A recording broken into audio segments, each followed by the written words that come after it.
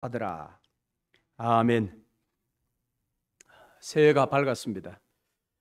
지난 그 후반기에 새해가 어떻게 될 것이다라는 여러 가지 예상들을 했습니다만은 결코 긍정적인 그런 예상들은 없었고요. 다 부정적이고 힘들 것이다.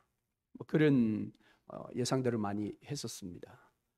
그리고 올해는 전 지구적으로 선거가 굉장히 많은 해라고 합니다. 올해 각 나라의 대통령 선거나 또 국회의원들 선거나 여러 가지 선거가 올해 굉장히 많은 해라고 합니다. 아마도 올 한 해 이 전 지구의 각 나라들은 수많은 일들이 일어날 것입니다. 정치적으로도 그렇고 또 정치의 영향을 받아 경제적으로도 그렇고 또 계속해서 전쟁의 소문뿐만 아니라 이 환경의 재해, 지진 같은 그런 소문들도 계속해서 들리게 될 것입니다. 그래서 올 한 해 우리의 삶도 아주 잔잔한 어떤 그런 삶이 아니라 광풍을 만나는 그와 같은 삶이 될 수 있을 것입니다. 이처럼 광풍을 만나는 듯한 우리의 인생살이, 그 인생살이를 우리가 어떻게 잘 견디며 통과할 것인가, 그에 대한 오늘 지혜의 말씀을 함께 나누고자 합니다. 여러분, 하나님과 우상의 가장 근본적이고 가장 중요한 차이가 있다면 어떤 차이가 있을까요? 하나님과 우상. 그것은 가장 중요한 것은 제가 생각할 때는 말을 하느냐 말을 하지 못하느냐, 그것에 달려 있습니다. 우상은 말이 없습니다. 죽은 자는 말이 없듯이 우상은 생명이 아니기 때문에 말이 없습니다. 반면 하나님은 생명이시기 때문에 말씀하시는 분이십니다. 그런데 사람들이 하나님께서 말씀하시는 이 말씀에 귀를 기울이지 못하기 때문에 그들은 말하지 못하는 우상에게 끌려다니는 삶을 삽니다. 이게 참 묘하죠. 우상이 말을 하지 못하는데 우상에게 끌려다니면서 삽니다. 고린도전서 12장에 보면 사도 바울이 고린도 교회를 향해서 이야기하는 바가 바로 그것입니다. 너희가 왜 이방인과 같이 말 못하는 우상이 이끄는 대로 끌려다니느냐, 그렇게 책망을 하고 있습니다.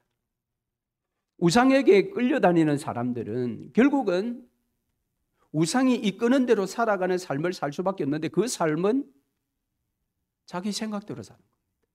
자기 짐작대로 사는 것입니다. 왜?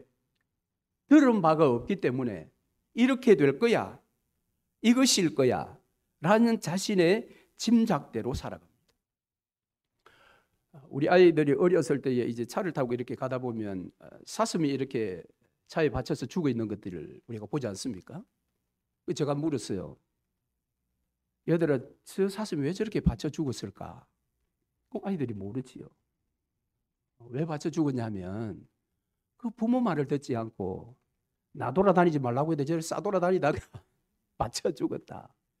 그랬더니 이제 어릴 때는 그것이 맞다고 이렇게 생각하고 별로 반문이 없더니 이제 조금 나이가 드니까 반문을 하는 것이 뭐냐면 그 받쳐 죽은 게 다 큰 사슴인지 어린 사슴인지 아빠가 어떻게 알아요?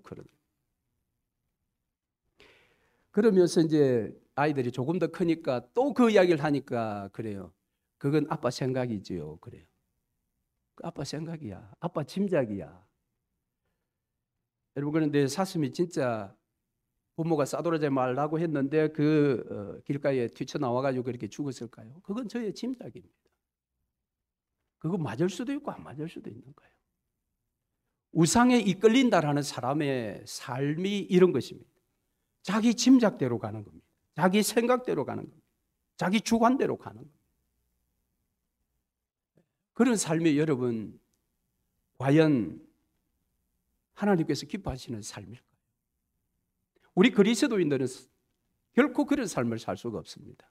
왜? 우리는 예수 그리스도로 말미암아 거듭난 자들이기 때문에 그렇습니다. 거듭나지 않은 세상의 이방인들은 그들은 육신의 귀 하나밖에 없어요. 영의 귀가 없어요. 그러니까 살아계신 하나님의 음성을 들으려야 들을 수가 없지요. 그런데 이 우상들은 다 죽었기 때문에 육신의 귀에 들려주어야 할 음성을 낼 수가 없어요. 그러니까 이방인들은 다 자기 짐작대로 살아가는 겁니다. 자기 짐작대로 판단하고 자기 짐작대로 말하고. 그러나 우리 그리스도인들은 다르지요.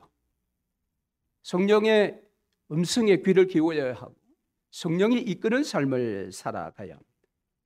요한복음 10장에 문지기가 문을 열면 양들이 목자가 부르는 음성을 듣고 나아간다고 했습니다. 그 뒤에는 그 목자는 각각의 양의 이름을 부른다고 했습니다.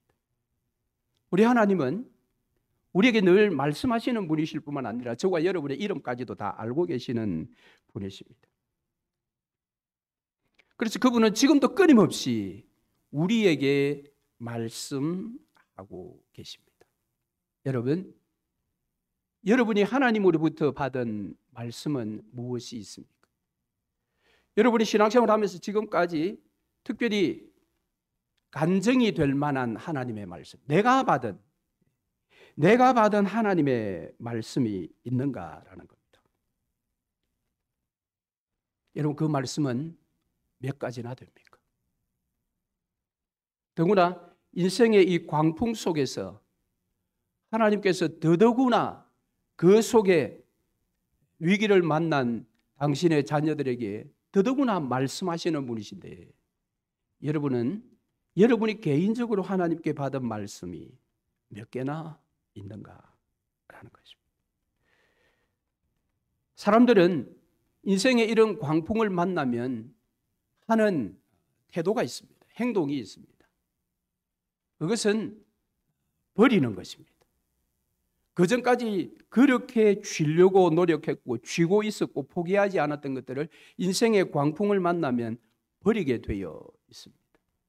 오늘 본문의 말씀은 이 사도 바울이 로마로 압송되는 그런 배 위에서 유라굴라라는 광풍을 만났을 때의 일입니다.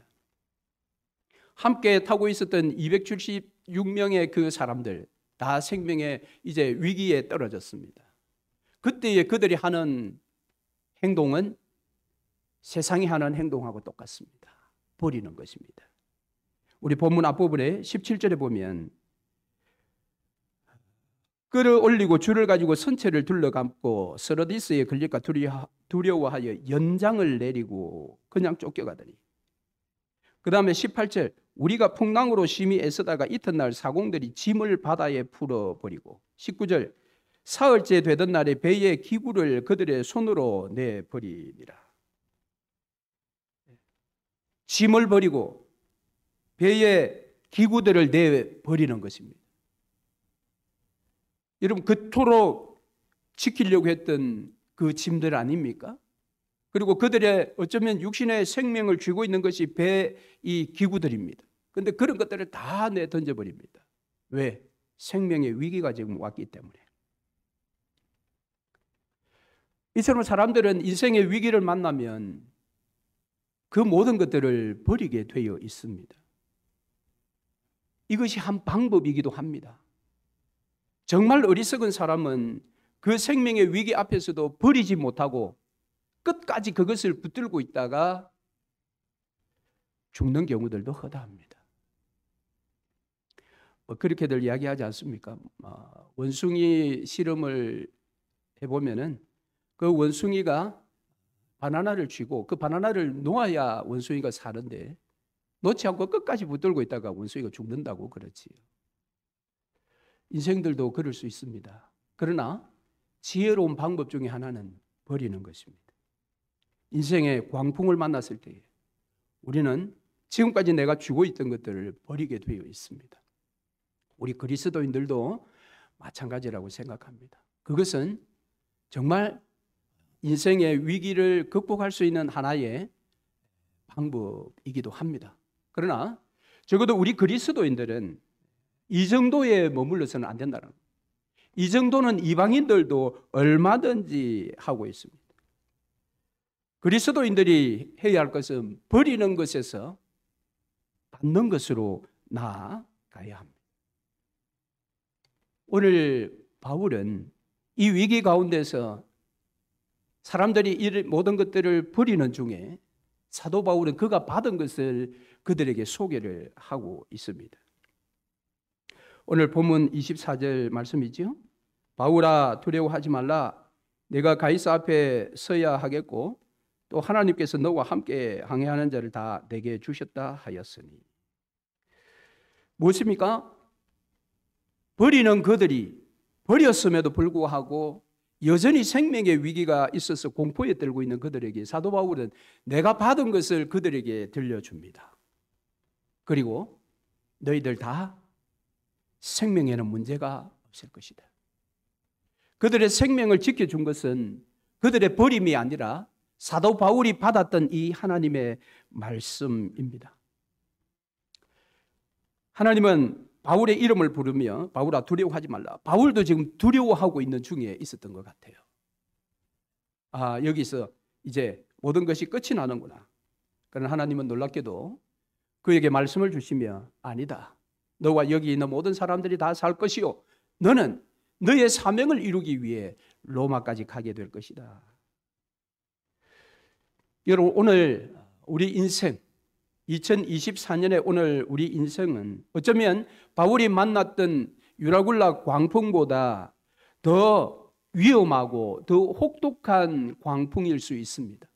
오늘날 인간의 욕심, 사실 유라굴라 광풍을 만난 것도 인간의 욕심 때문이었습니다. 처음에 그레데에서 출발할 때 사도 바울은 출발하지 말자고 했습니다. 이 겨울은 북서풍이 불기 때문에 배가 난파될 그런 위기가 있다 반드시. 그럼에도 불구하고 선주와 선장은 강행했습니다. 이유는 로마에 도착해야 되는 일정을 맞추기 위함이었습니다. 그 일정을 맞추지 못하면 수없는 손해를 보기 때문에 그들은 그들의 욕심을 쫓아 배를 띄운 것입니다. 오늘 이 세상도 지금 마찬가지지요. 이 세상의 정치와 경제와 문화와 환경, 이 모든 것들의 위기가 왜 왔습니까? 우리 사람들의 욕심 때문이었습니다.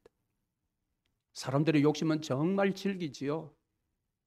오늘 우리 본문 뒷부분에 보시면 이제 사도 바울이 받은 말씀으로 생명이 안전하다고 했음에도 불구하고 이 선원들이 먼저 살려고 배를 버리고 먼저 도망가는 장면들을 본문 뒤에서 볼 수 있습니다. 사람들의 욕심은 이렇게 끝이 없습니다. 그러나 유라굴라보다 더 위험한 인생살이의 광풍이 몰아친다 할지라도 그 모든 광풍을 이길 수 있는 것은 하나님의 말씀을 받는 것입니다. 한 말씀만 하소서. 한 말씀만 하소서.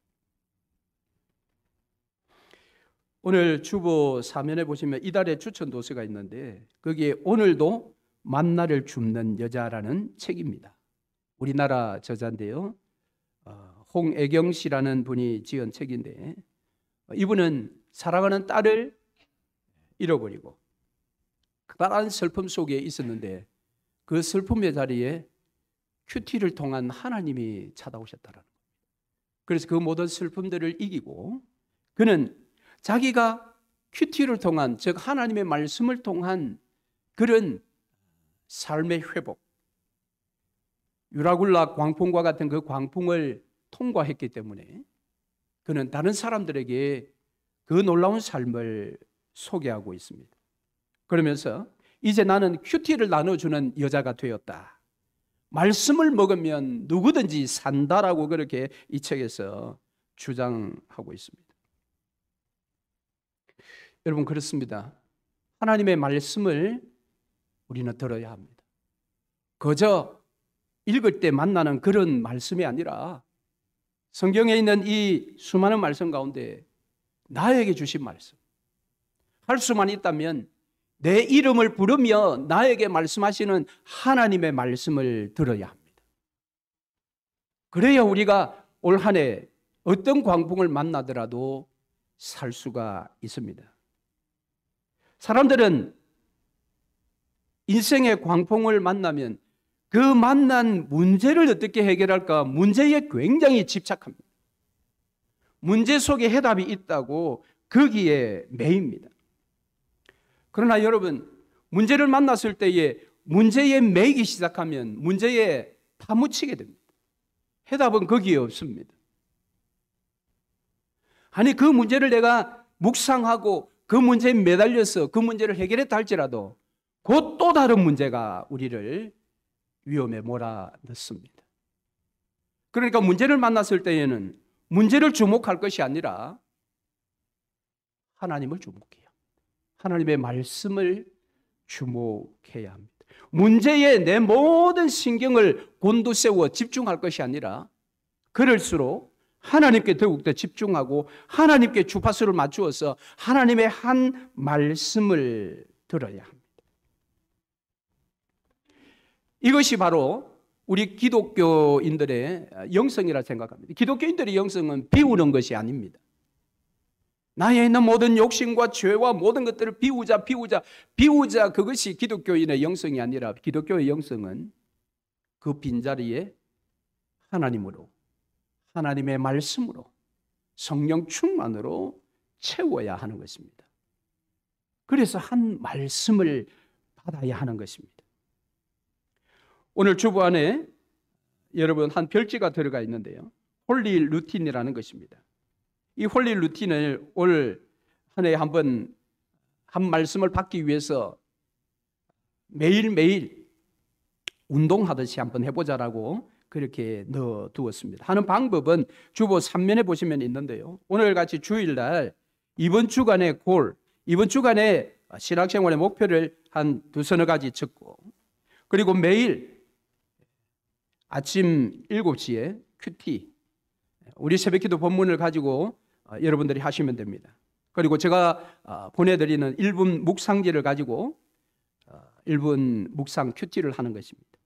그리고 저녁 6시경에 주보에 나오는 오늘의 성경 통독의 읽을 분량을 읽는 것입니다.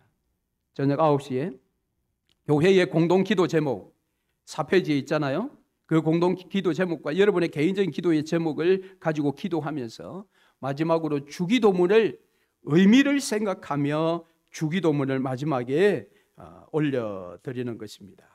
이것을 매일같이 해보고 거기에 이제 성공시에 큐티를 그날에 성공했으면 큐티라는 글씨 위에 동그라미를 치고 성경 읽기를 성공했으면 B에 동그라미를 치고 이런 식으로 한번 표시를 해보자라는 겁니다. 그래서 1월 달은 나를 위한 홀리 루틴, 나 자신을 위한, 2월 달에는 타인을 위한 루틴, 매일매일 정해진 시간에, 그리고 3월 달은 하나님을 위한 루틴, 4월 달은 하나님 나라를 위한 루틴을 한번 해보자라는 겁니다. 여러분, 이것은 별것 아닌 것 같아도 해보면 이런 강력한 능력이 생깁니다. 왜 저희들이 어릴 때, 제가 초등학교 다닐 때는 손 씻자 이런 소리가 없었습니다.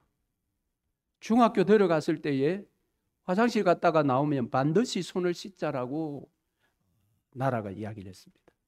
그때부터 손을 씻기 시작했죠. 여러분, 그것이 삶의 루틴이 된 것입니다. 어느 순간 공중 화장실을 이용을 했는데 손 씻을 물이 나오지 않았다. 나오면 굉장히 찜찜합니다. 여러분, 그것이 무엇입니까? 그 어떤 일이라 할지라도 어떤 삶의 루틴이 생기면 그것은 굉장한 영향력을 우리에게 끼치게 되어 있습니다.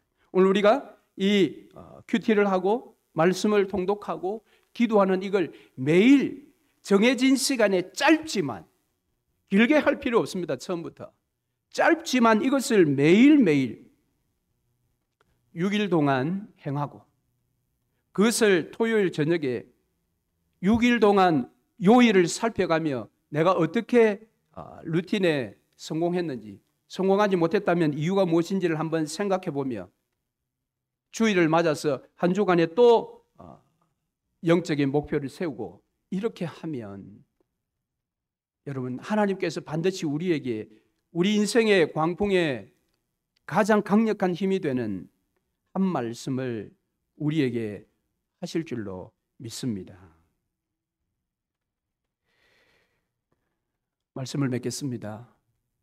여러분, 올 한 해는 이제 하나님께서 나에게 들려주시는 그 말씀, 내가 그냥 선택한 말씀이 아니라 내 삶의 어떤 위기 가운데서나 아니면은 내 삶의 일상의 삶 가운데서 하나님께서 나에게 한 말씀을 주시는 거예요. 그것도 내 이름을 부르며 나에게 주시는 말씀. 그 말씀을 우리가 붙들 때에 골로새서 1장 28절 이하의 말씀처럼 그 말씀이 우리를 가르치고 그 말씀이 우리를 인도하여 하나님 앞에서 완전한 자로 세워질 줄로 믿습니다. 그래서 올 한 해 하나님의 개인적인 말씀, 나에게만 주시는 말씀, 나에게 그 한 말씀을 꼭 여러분 만나시고 그 말씀으로 여러분 승리하시기를 주의 이름으로 축원합니다. 아멘.